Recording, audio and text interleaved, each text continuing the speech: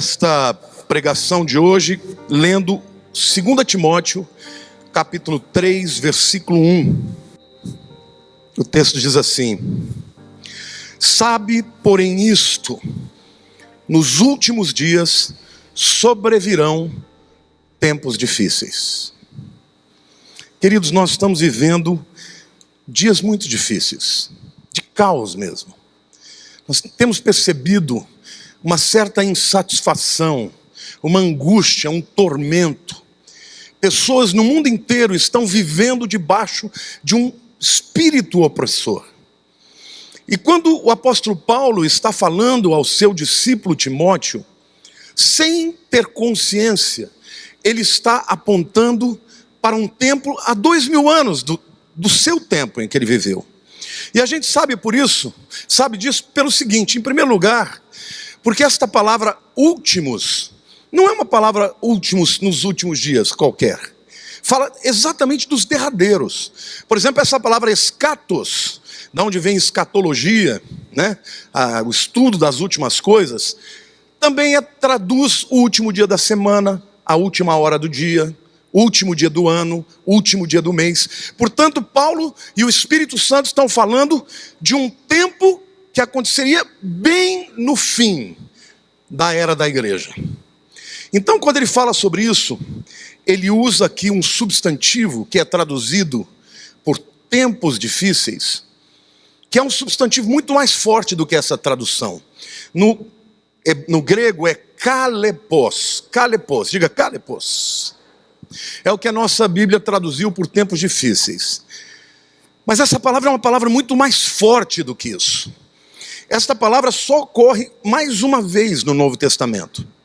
E está lá no Evangelho de Mateus, capítulo 8, versículo 28. Que descreve aquela cena de Jesus chegando na cidade de Gadara e encontrando os endemoniados. Ele diz assim: tendo ele chegado à outra margem, a terra dos Gadarenos, vieram-lhe ao encontro 2 endemoniados, saindo dentre os sepulcros, e a tal ponto furiosos, diga furiosos, que ninguém podia passar por aquele caminho. Essa palavra kalepos, que foi traduzida por tempos difíceis, aqui ela é traduzida por tempos furiosos, diga furiosos. Então o tempo que nós estamos vivendo é um tempo de fúria, irmãos. Hoje as pessoas matam por motivos banais.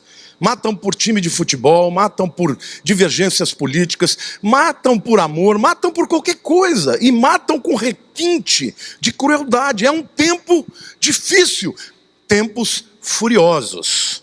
Quando a gente olha para essa circunstância, nós às vezes podemos ficar alarmados, até mesmo com medo. Como podemos viver num tempo como esse? Só um jeito de você viver de maneira vitoriosa nesse tempo: uma vida sobrenatural. Então diga assim: nos últimos dias, para vivermos em vitória, precisamos de uma vida sobrenatural. Isso significa que Deus tem recursos para você que estão numa outra dimensão. Estão na dimensão espiritual, na dimensão celestial. É uma dimensão onde os instrumentos dos quais você vai se utilizar para vencer esses tempos não são os instrumentos que o homem natural tem. São instrumentos poderosos em Deus. E o objetivo dessa palavra aqui hoje é te equipar, te aparelhar, te preparar para enxergar o tempo em que você vive de uma outra maneira, com outro olhar, para que você tenha mais do que vitória. Amém? Então, quando a gente olha para o texto da palavra de Deus, para a gente entender as características do nosso tempo, que é a primeira parte desta mensagem, a gente vai entender, já que o substantivo foi usado na vida daquele endemoniado, ou daqueles endemoniados, a gente vai ver um pouquinho da história dele, para descobrir que tempo é esse que a gente vive. Porque são tempos semelhantes. Em primeiro lugar, como disse, um tempo de fúria. Mateus 8, 28 diz: saindo dentre os sepulcros e a tal ponto furiosos, que ninguém podia passar por aquele caminho. Você já viu alguém enfurecido? Qual é a característica de uma pessoa enfurecida?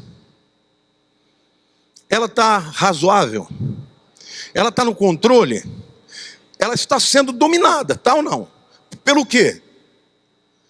Pelo ódio. Então, hoje nós vivemos num tempo de fúria, irmãos, porque no fundo as pessoas estão com dor na alma. As pessoas estão mais do que com mágoa, mais do que com ressentimento, mais do que com raiva, mais do que com ódio. As pessoas, por nada, elas extravasam a sua fúria e as consequências muitas vezes são funestas e terríveis. A segunda característica daquele homem, o texto diz lá em Marcos, que é o texto paralelo, 5, 1 e 2, diz assim: Entremente chegaram a outra margem do mar, a terra dos Gadarenos. Ao desembarcar, logo veio dos sepulcros ao seu encontro um homem possesso de espírito imundo. O texto diz que ele vivia onde? Nos sepulcros. O espírito de morte dominava aquele homem. Ele não conseguia viver uma vida normal, uma vida natural. Ele não conseguia, ele precisava estar vivendo no lugar dos mortos, nos sepulcros. Esta é uma sociedade que está vivendo debaixo do espírito de morte.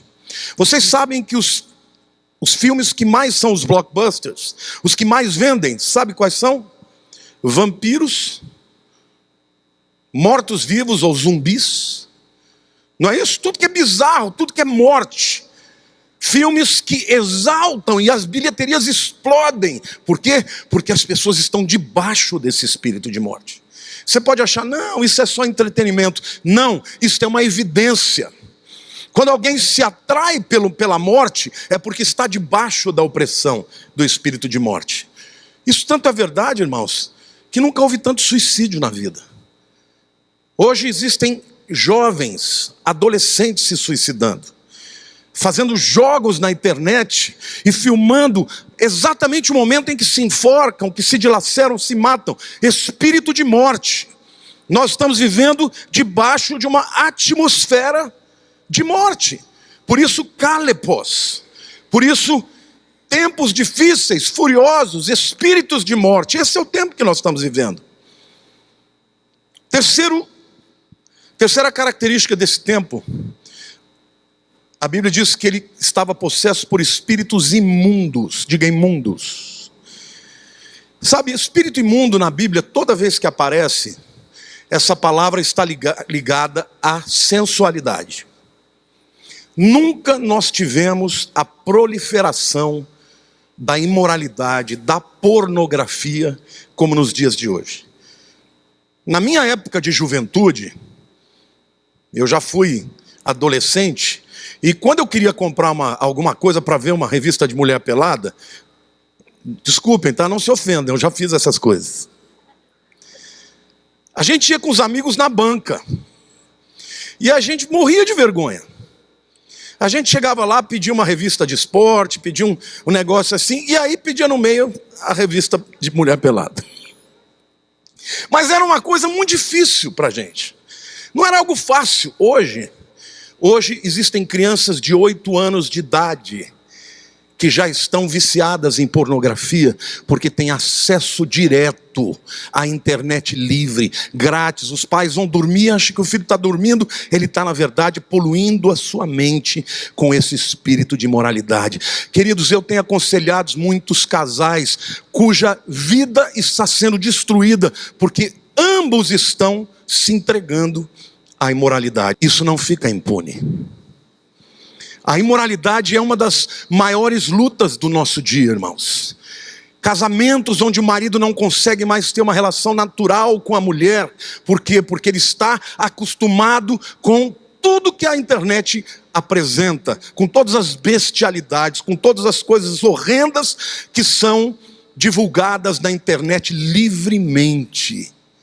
E muitos, inclusive pastores, vivendo debaixo deste espírito, desta cadeia. Espírito de imundície é o que acontecia na vida daquele homem. A quarta característica do nosso tempo, irmãos, são espíritos incontroláveis.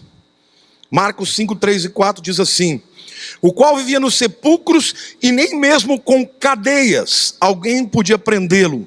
Porque tendo sido muitas vezes preso com grilhões e cadeias, as cadeias foram quebradas por ele e os grilhões despedaçados, e ninguém podia subjugá-lo. Aqui tem duas palavras, uma é prender, del, que é literalmente prender com cadeias, e nem mesmo as cadeias podiam segurá-lo, porque ele tinha uma força sobre-humana. E a segunda palavra é damaso, no grego, que traduz ninguém podia subjugá-lo, mas essa palavra significa literalmente domar o animal, controlar o animal. Portanto, essa pessoa era incontrolável. Você já percebeu que hoje nós vivemos nesse tempo? Você já percebeu que hoje as pessoas não se submetem a nada ou a ninguém? Se a Bíblia diz, eles dizem, não concordo. Essa verdade pode ser boa para você, mas não é para mim. A Bíblia não segura, a lei não segura, a moral não segura, o temor não segura. São pessoas incontroláveis, fazem o que querem e chamam isso de liberdade. Mas, queridos, isso não é liberdade, porque este é um tempo de prisões. Pessoas que, por acreditarem poder fazer o que quiser para serem livres, na verdade se tornam cada vez mais presas espiritualmente. A Bíblia diz que a verdade vos libertará. Se pois o Filho vos libertar, verdadeiramente sereis livres. Amém, igreja? Então, para que nós sejamos livres, nós temos que ser dominados e dirigidos pela verdade, pela palavra de Deus. Amém, igreja? Mas é um tempo onde as pessoas são literalmente incontroláveis. Fazem o que querem, não se submetem a nada ou a ninguém. Em quinto lugar, o texto fala que é um tempo de autoflagelação.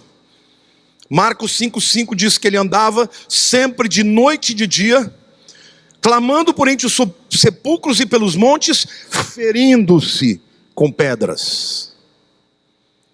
Como que alguém pode se ferir? Qual é o prazer disso? Hoje você tem um nome para isso: sadomasoquismo. A pessoa tem prazer em imprimir dor no outro e tem prazer em receber dor. Autoflagelação. Vocês não têm ideia de quantos adolescentes se cortam, irmãos. E muitos até filhos de crentes estão se cortando, estão se flagelando. Este é o tempo em que nós vivemos. Quando a palavra de Deus diz que são tempos difíceis, esse calepós significa isso tudo, é muito mais do que difícil. São tempos duríssimos, de fúria, de morte, de autoflagelação, tempos que só podem ser vividos de maneira vitoriosa se nós entendermos qual é aquilo que Deus, qual é a verdade sob a qual nós devemos estar, aquilo que deve pautar a nossa vida, as nossas decisões. Quantos aqui querem nessa manhã serem livres desse espírito difícil desse tempo? Amém? Diga amém. E por último lugar, tempos de nudez ou de vergonha. Em Lucas 8:27 diz: havia muito não se vestia, nem habitava em casa alguma, porém vivia nos sepulcros. Por que será que as pessoas querem tanto mostrar sua nudez? Hoje em dia, a nudez é até chamada de arte. Existem amostras de arte que um homem nu fica lá, peladão. Para quê? Pessoas vão lá e toquem nele. O que é isso, irmãos? Isso é um tempo de rebelião contra Deus. Então, a igreja, mais do que nunca, tem o chamado, a obrigação, a necessidade para entender o tempo em que vive e ser sal da terra e luz do mundo, para transformar, porque ainda há muita gente para ser resgatada destes espíritos que amarram, manietam, subjugam, escravizam. Amém, igreja? Por último lugar, o texto fala de tormento. Que tenho eu contigo, em Lucas 8:28. Jesus, filho do Deus Altíssimo, rogo-te que não me atormentes. Quando pessoas que estão debaixo desta opressão se submetem à presença de Deus e de Jesus, se sentem atormentadas. Mas nós vivemos num tempo de tormento, de angústia, de tristeza, de depressões profundas, de lutas na mente, lutas na alma.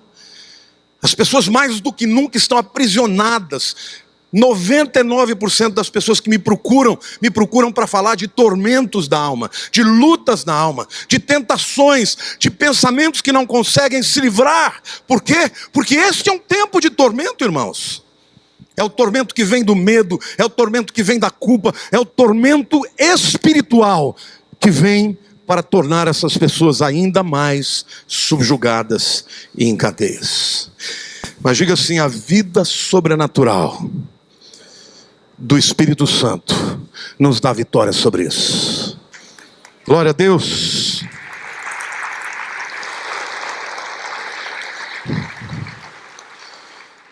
O texto que eu vou ler para contrapor a tudo isso que nós apresentamos aqui como kalepós, como tempos de fúria, de dificuldade, dos últimos dias, está lá em Gálatas capítulo 5, versos 19 a 23.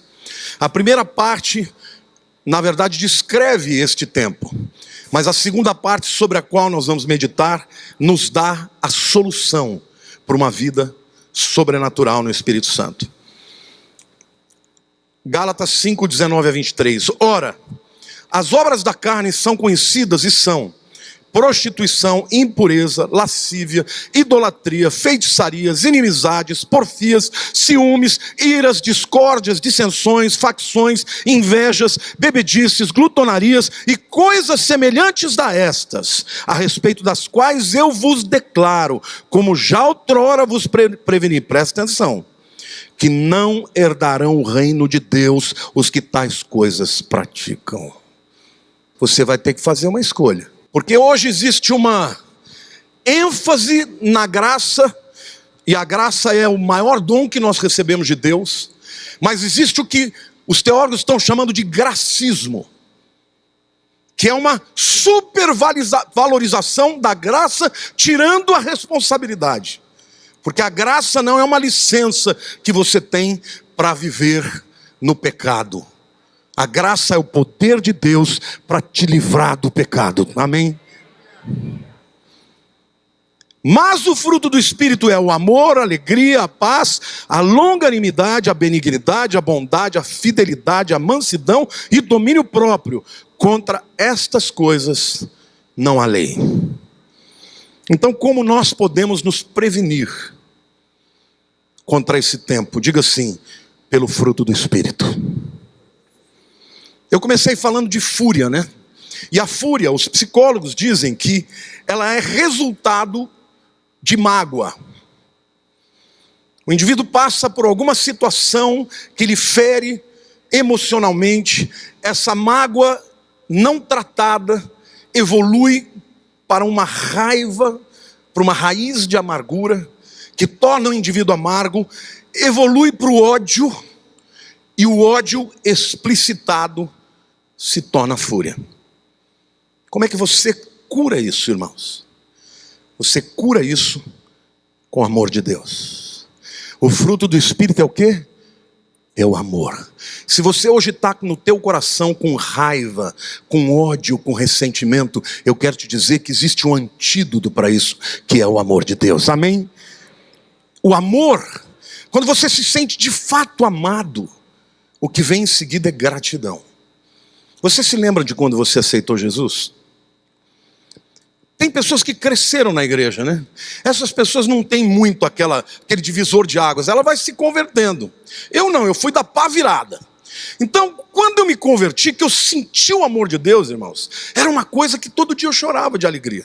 Todo dia eu falava: não é possível que Ele me ama. Não, eu não estou acreditando, me belisca. Por quê? Porque eu era de um jeito e agora sou de outro.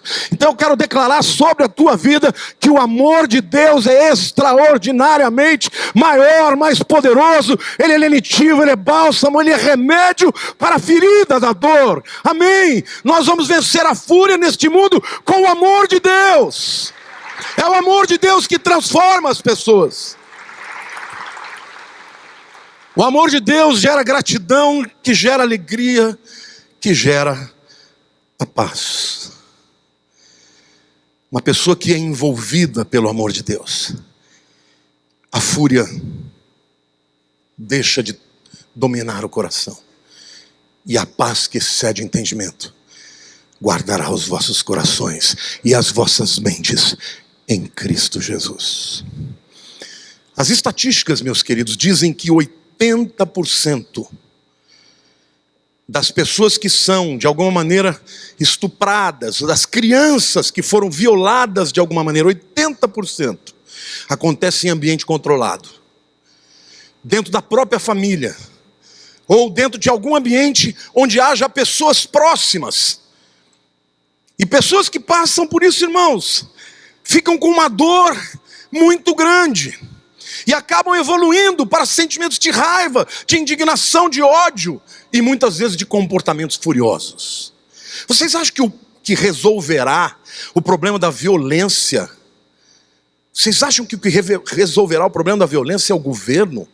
Ou é algum sistema de governo? Queridos, a única coisa que pode resolver o problema da violência é o amor de Deus, é o evangelho que vai converter as pessoas. Porque a maioria destes marginais que se tornam estupradores, assassinos, eles foram antes vitimizados. Eles estiveram dentro da sua própria casa, pais que abandonaram, pais que espancaram, crescem num ambiente onde o ódio é alimentado. Por quê? Porque não tem o amor para dar. Mas quando Jesus entra, pode entrar na favela, pode entrar na casa do homem rico, o amor de Cristo pode destruir a cadeia do ódio através do amor que restaura e que cura. Amém? A Bíblia diz que o amor tudo crê, tudo espera, tudo sofre, tudo suporta. Amém? Então, igreja, o que nós precisamos é amar. Amar ao mundo, amar com o amor de Jesus, tocar nas pessoas, porque quando pessoas são tocadas pelo amor de Deus, a desconstrução da obra maligna começa a acontecer.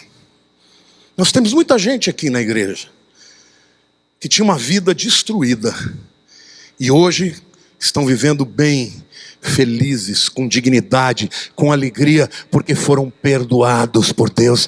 Bem-aventurado aquele que foi perdoado, cujas transgressões foram perdoadas. Amém? A Bíblia diz que o amor cobre multidão de transgressões.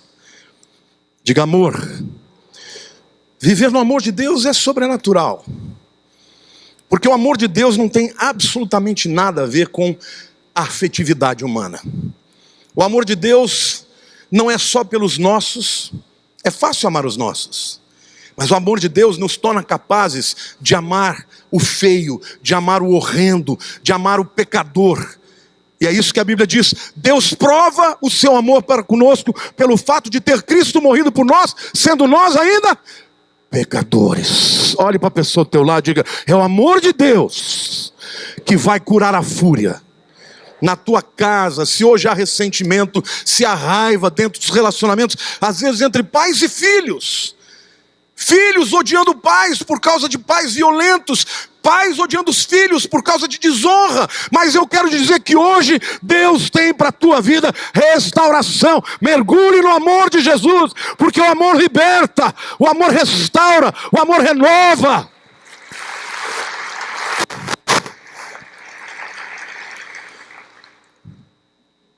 Para combater a morte, nós precisamos da vida no Espírito Santo. Queridos, quem dá a vida é o Espírito. Lá no livro de Gênesis, quando fala que Deus criou os céus e a terra, tem uma figura interessante. Diz que o Espírito Santo pairava sobre as águas.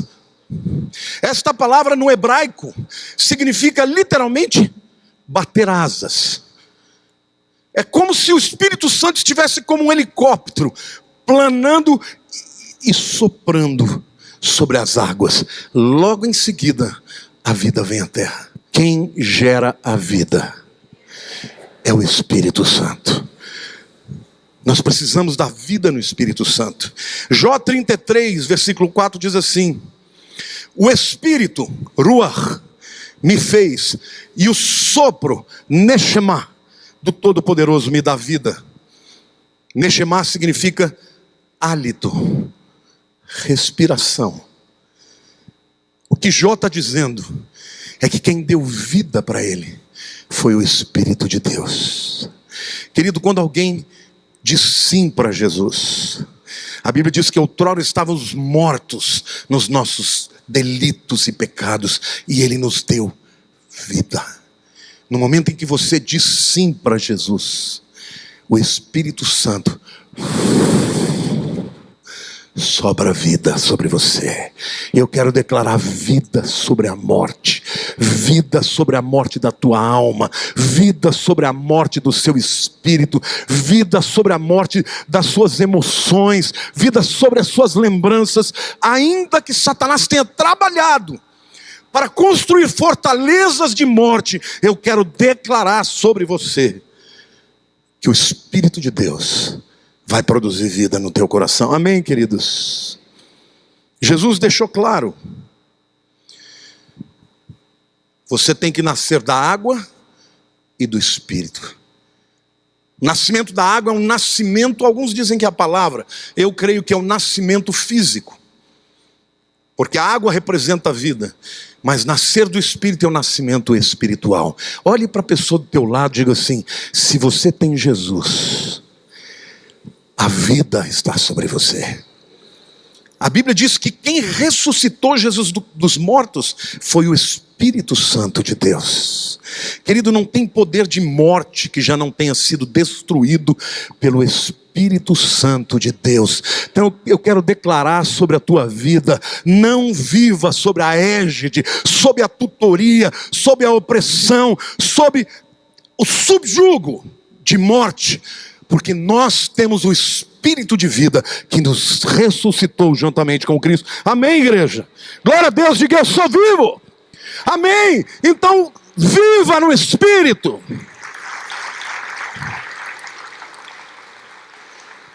Todos nós somos suscetíveis a mágoas, a dores, a decepções, mas o que você vai fazer com isso depende de você, porque Deus já te outorgou o Espírito Santo que habita em você, pelo qual todo mundo pode clamar: Abba, Pai.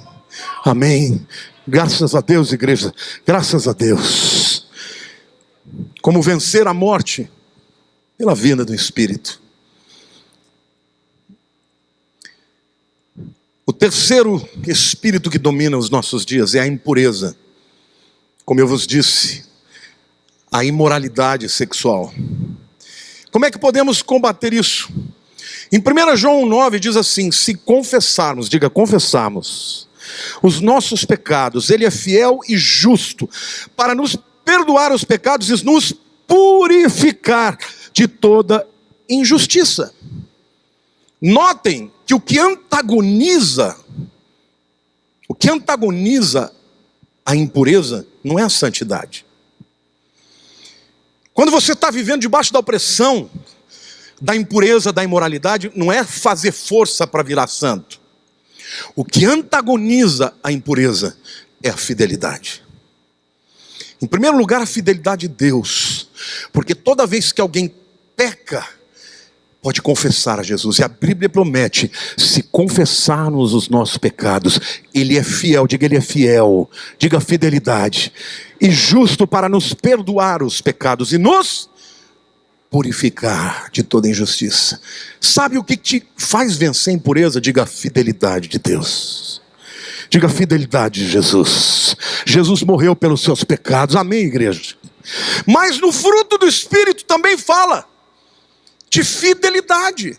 Então isso significa que primeiro Jesus morre por nós, porque Ele é fiel, ainda que sejamos infiéis, Ele é fiel, e Ele morre por nós, troca de lugar, recebe os nossos pecados, e nós recebemos a sua justiça. Isso se chama justificação, somos purificados dos nossos pecados. Mas quando nós pecamos, Ele nos deixa uma porta aberta para confissão, para que continuamente sejamos purificados, continuamente cresçamos em direção à fidelidade.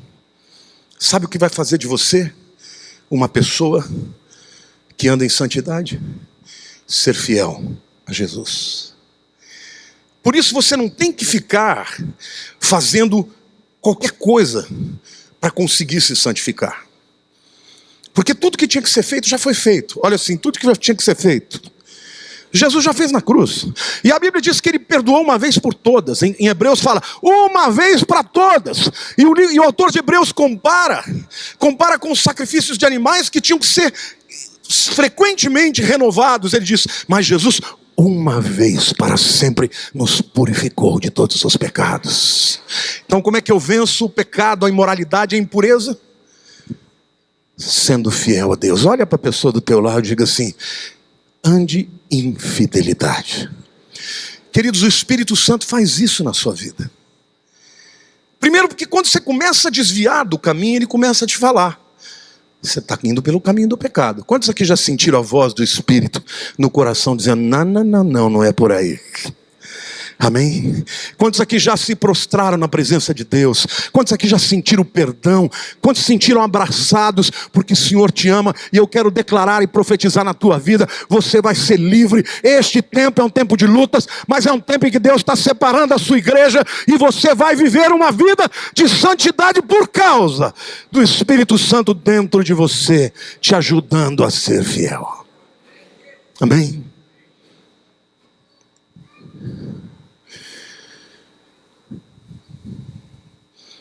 Em quarto lugar, espíritos incontroláveis. Quantos aqui têm percebido que na atitude dos filhos essa rebeldia? Levante a mão. Quantos aqui têm percebido no seu próprio coração a rebeldia? Quantos aqui percebem este espírito de descontrole na sociedade, irmãos? Eu creio que em 20, 30 anos, o mundo mudou de uma forma absurda.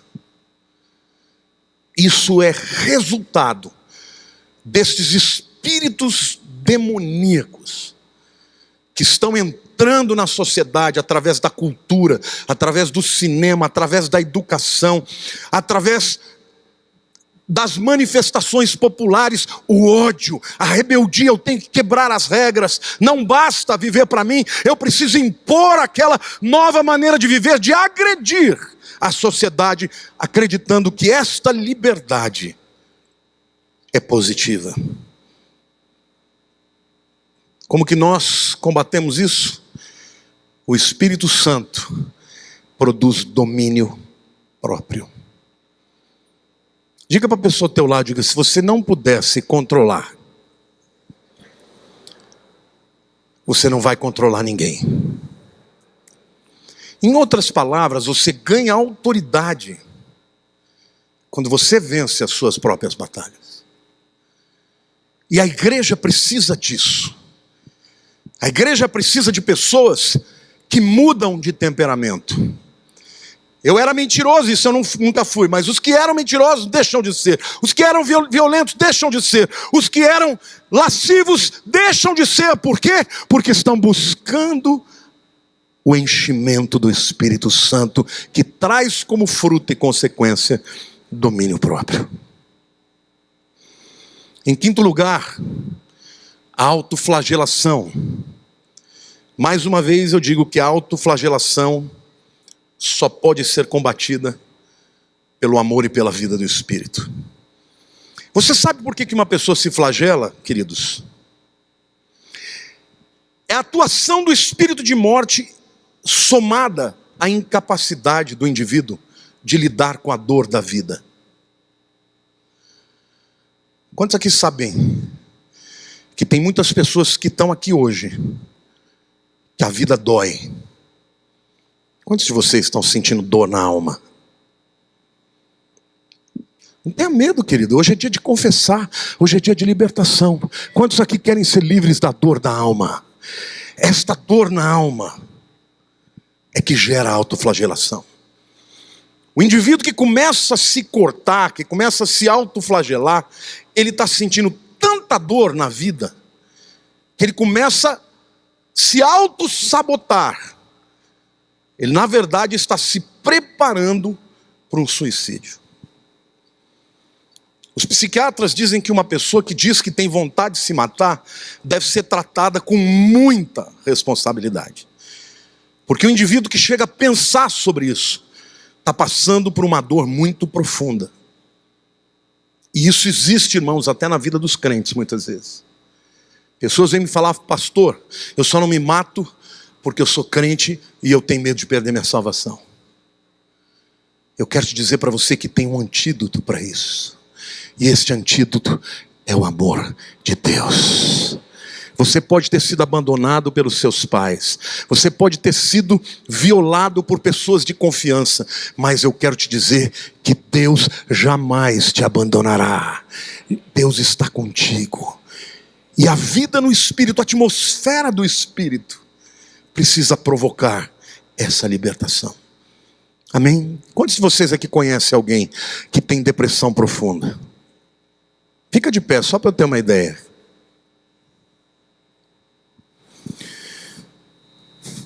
Olha quantas pessoas conhecem alguém que tem depressão profunda. E uma pessoa que tem depressão profunda, queridos, pode sentar, ela tem vontade de se matar.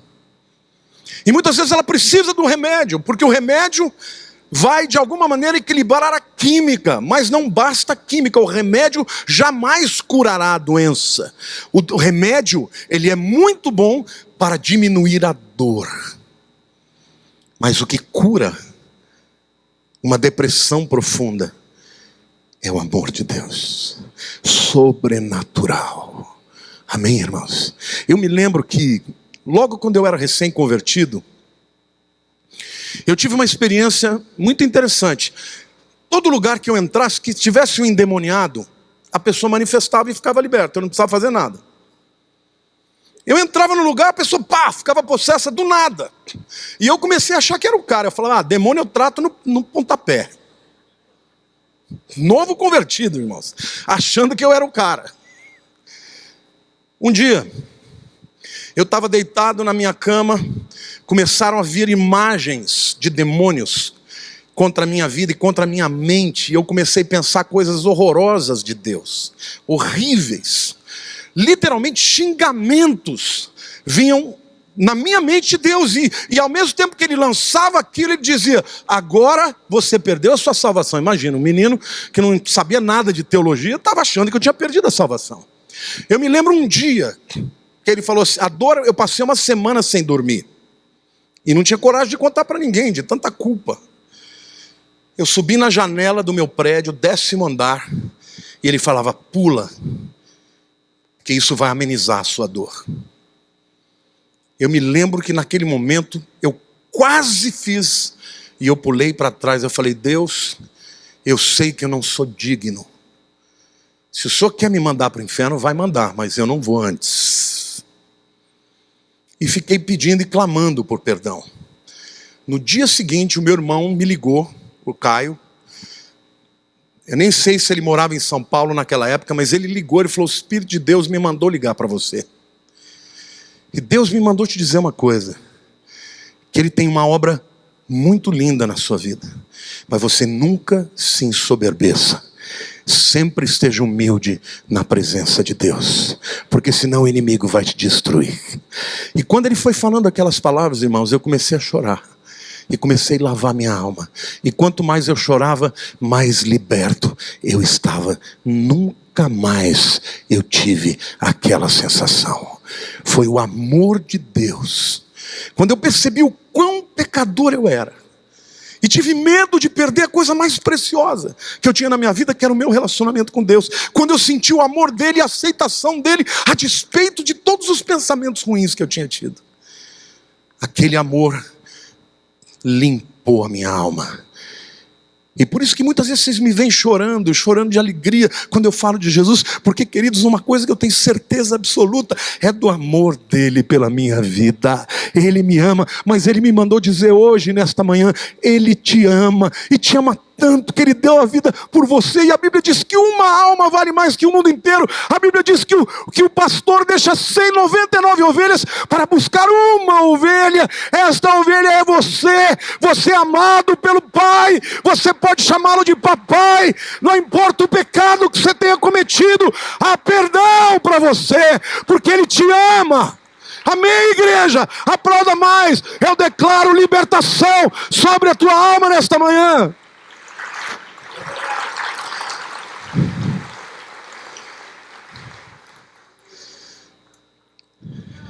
Não alimente mágoa, meu querido. Não fique lembrando das coisas ruins. Não se lembre das coisas que lhe fizeram. Se lembre do que Deus te fez. Porque se você andar em amor, não haverá lei contra você. Quem anda no Espírito não tem lei. Porque nós não obedecemos porque temos medo, mas obedecemos porque somos constrangidos por Ele.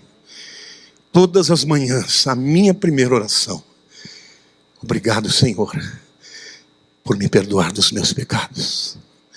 Me ajuda, Senhor, nesse dia, a viver para a Tua glória, a manifestar o Teu amor nesse mundo. Deus precisa de uma igreja forte, de uma igreja controlada pelo Espírito, dominada pelo Espírito, que traz como fruto, como resposta às demandas da vida, o dom do Espírito Santo. A sexta manifestação que precisa ser combatida é o espírito de nudez, que leva a uma vida de vergonha. E o que combate isso é uma vida de andar no Espírito. A palavra de Deus diz assim: andai no Espírito e não satisfarei os desejos da carne. Essa palavra andar no Espírito é peripatel. Diga peripatel. Peri é ao redor. O que é um perímetro? É a medida ao redor. Peripatel é andar ao redor do Espírito. Ao invés de você andar pelos seus caminhos, você anda em torno do Espírito. Então andar em torno do Espírito, quanto mais próximo de uma atmosfera do Espírito Santo, menos os desejos da tua carne terão poder sobre a tua vida. Então é assim que a gente combate. Mas eu quero fazer uma análise aqui da questão da nudez, porque a língua hebraica é uma língua muito significativa. E ela tem 3 palavras diferentes para roupa. E elas explicam exatamente o que tem a ver a nudez e o estar vestido. Em Gênesis 3:21, a Bíblia diz assim: fez o Senhor Deus vestimenta de peles para Adão e sua mulher, e os vestiu. Diga vestimenta. No hebraico é lebush. Diga lebush. Esta palavra, o hebraico, para você entender, é uma língua que você não vê as vogais, só tem as consoantes. Então, a palavra lebush também pode ser lida como lobush. Lo é não, diga não. Bush é vergonha. O que significa vestimenta? Diga não vergonha. Tremendo, né, irmãos?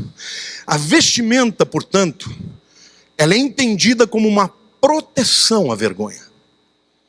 Quando o homem pecou, ele percebeu a sua vergonha.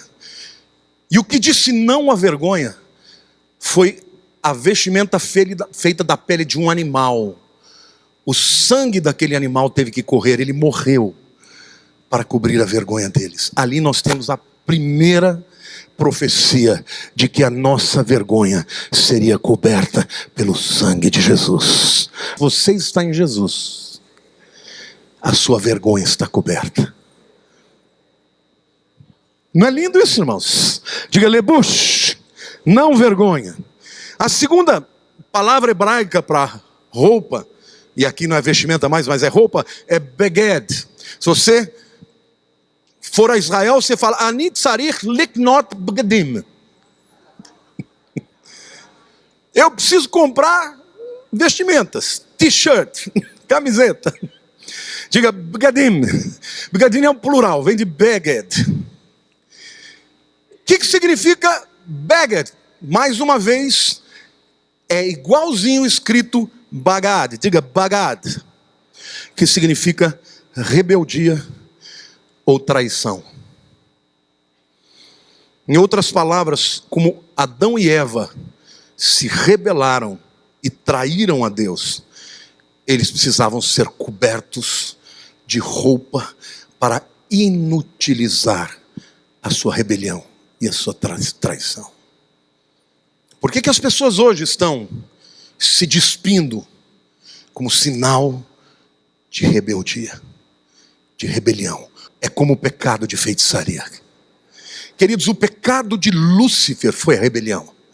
E não se iludam, uma sociedade que se rebela contra a Bíblia, contra os costumes judaicos cristãos, é uma sociedade que está sendo conduzida pelo próprio rebelde original, que é Satanás. E a terceira palavra para roupa ou para vestimenta, aqui no caso é capa, diga meil. Esta palavra pode ser lida exatamente igual a ma'al, que significa profanar. Como Adão e Eva profanaram e desrespeitaram a Deus e profanaram o seu nome, precisaram se cobrir. Então esse espírito de nudez que nós vemos hoje, irmãos, no cinema, na televisão, nada mais é uma expressão de rebelião, de traição, de profanação da vontade de Deus. Agora a igreja já está coberta pelo sangue de Jesus, mas nós temos autoridade para repreender esse espírito naquele lugar onde nós estamos presentes. Amém, igreja? Então se o teu filho, se a tua esposa, se o teu marido, quem esteja ao seu lado, estiver debaixo desse espírito, ore a Deus, para que você seja um instrumento de cura, de restauração. Amém? Como vencer isso tudo? Gálatas 5,16 diz: digo, porém, andai no Espírito, diga peripatel, ao redor do Espírito, e jamais satisfareis a concupiscência da carne. Você acha que é possível vencer a carne por si mesmo? Deixa eu falar uma coisa para você. A Bíblia diz que você expulsa demônios, resiste o diabo, mas foge da mulher adúltera. Ou do homem adúltero, né? E essa é uma luta que você não pode vencer. Você tem que fugir. Amém? Como é que você vence? Foge. Foge. Tem gente, meu querido, que está doido para pecar. Sabe aquela coisa do namorado que fica perguntando assim: até onde eu posso ir? Pode isso, pode isso. Hoje essas coisas não existem mais, né? Mas no meu tempo existia. Hoje a molecada já pode tudo. Eles já cruzaram a linha faz tempo. Mas veja, deixa eu dizer para você. Se você ficar andando no limite, você vai cruzar o limite. Então você está aqui, um precipício. Vamos supor que aqui tenha um cliff aí de 1000 metros. Eu não vou ficar andando aqui. Se isso aqui fosse um cliff de 1000 metros, eu ia andar aqui, ó. Por quê? Porque uma hora ou outra você vai cair. Quantos aqui querem vencer a carne? Querida, a coisa mais linda que pode haver é um relacionamento saudável entre um homem e uma mulher de Deus que se amam e que vivem um para o outro, para a glória de Deus. Não coloque em risco o teu casamento. Não coloque em risco a tua vida com Deus. Passe longe disso. Andai no Espírito e jamais satisfareis a concupiscência da carne. Quanto mais longe você vai, mais perto de cair está. E quando cai, vem a culpa, vem o domínio, vem a cadeia. E é por isso que tem muitos crentes vivendo uma vida espiritual miserável. Quantos creem que podem viver essa vida sobrenatural? E por último lugar, o tormento. Como é que se combate o tormento? Uma vida atormentada, uma vida de angústia, uma vida de culpa, uma vida de insatisfação. Você já viveu algum momento na sua vida em que nada estava bom? Você está comendo uma comida gostosa, ai que droga. Você entra na tua casa, quer ir embora. Está no trabalho, quer abandonar o trabalho. Está atormentado na sua mente. Já viveu assim? A Bíblia diz assim, 1 João 4,18: no amor não existe medo. Antes, o perfeito amor lança fora o medo. Ora, o medo produz tormento. Logo, aquele que teme não é aperfeiçoado em amor. Se você está atormentado, é porque o amor de Deus não te libertou ainda. Mas eu quero te dizer, querido, Jesus está vivo hoje. Ele ainda salva os pecadores. Ele ainda expulsa os demônios, como fez de Maria Madalena. Ele ainda cura a enfermidade. Ele ainda recebe os intocáveis. Ele ainda transforma aqueles que a sociedade não encontra solução. Ele está aqui hoje para libertar a tua mente, para te encher do Espírito. Ele está aqui hoje para fazer de você uma pessoa vitoriosa, porque a Bíblia diz que em Cristo Jesus nós somos mais do que vencedores. Ele quer te dar vitória. Vitória no corpo, vitória na alma, vitória no Espírito, vitória neste tempo difícil. Amém, igreja? Deus tem para você uma vida sobrenatural, uma vida de vitória.